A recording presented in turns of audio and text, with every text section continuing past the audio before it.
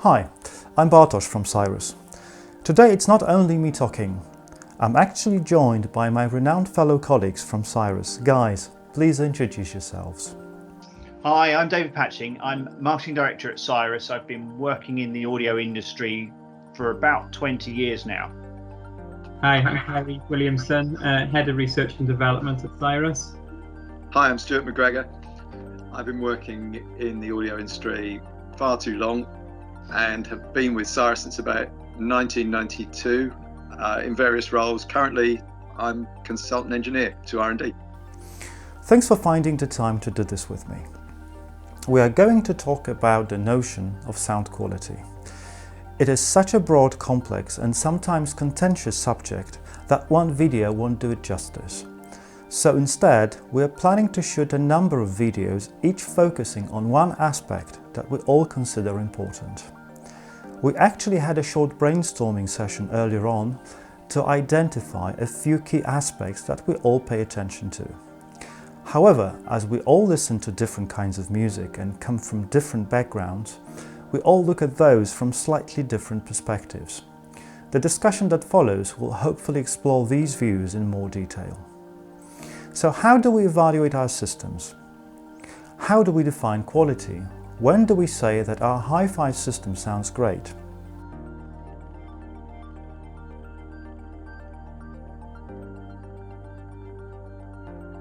So the first key element that we're going to discuss is timing. Timing is one of those terms commonly used in reviews or manufacturers' white papers. What do we mean by timing? The truth is, different people see it differently. David, what do you think?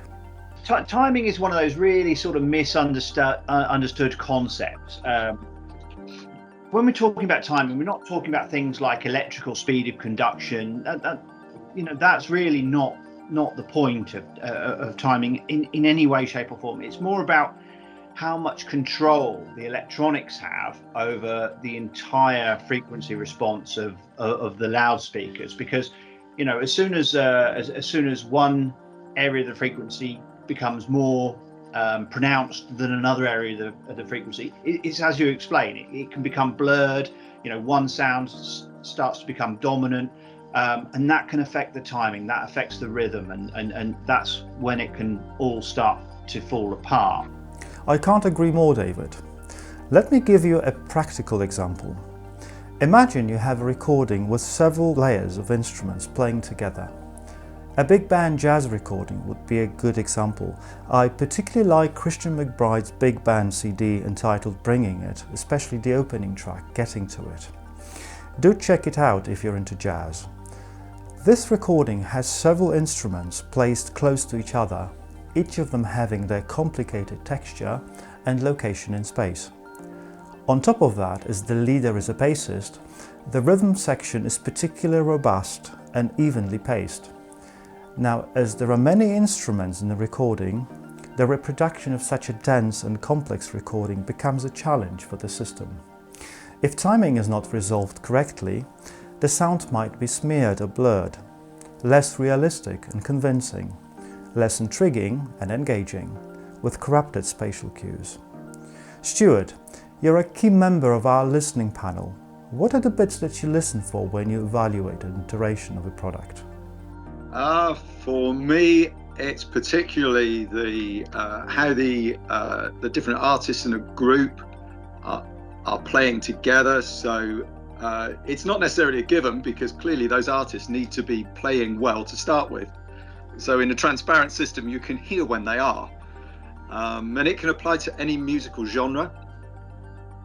So Bartosz, you mentioned jazz. Yes, jazz, of course, but also classical music. Just about any genre of music can carry these elements. Do you have any favorite testing tracks you use to evaluate a system? Well, one that we found recently was a track by Harry Connick Jr., I Love Paris, which is from the True Love CD. And that particular track was introduced to us by Simon RMD during a musical evening. And it found its way into our listening, our sort of voicing experience when we were doing XR, in fact, and particularly that track, bass and drums, listening to those two playing together. It's obviously a good acoustic bass and a drummer, but when the system's right, that can sound particularly good. So that track's a good example. Kerry, what does timing mean to you as an engineer? Well, as an engineer, it's got a very different meaning than what we've been talking about in the subjective terms. There's a couple of different places timing will play effects. We've got analog timing, so which we've got to keep under control. So we'll see this in things like our power amplifiers, where you have a propagation delay through the amplifier, and then the feedback coming off the end of the amplifier sums with the input. So if we don't carefully manage that propagation delay within an amplifier, you can get sort of a time smear in the analog domain. Again, that is why we go to such lengths with the Mono X300s to make them a zero global feedback, so you don't have that time smear. But then there's the other element of it, of what it does to digital signals.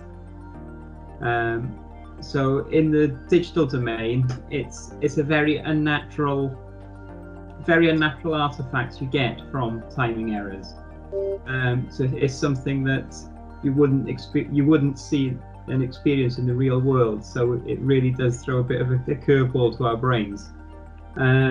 If you have a good example would be if you've got your word clock has got some timing errors on it.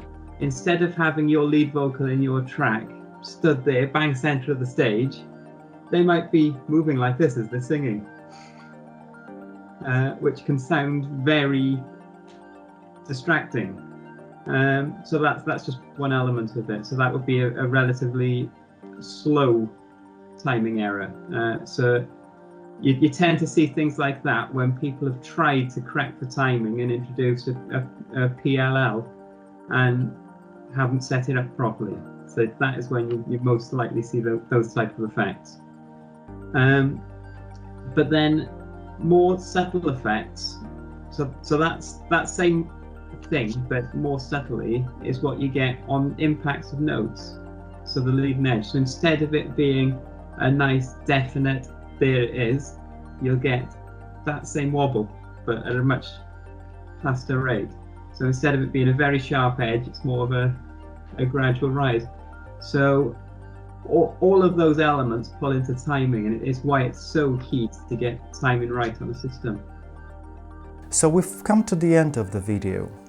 There will be more videos available in the series, so please make sure you subscribe to our channel to be notified about any new content that we release.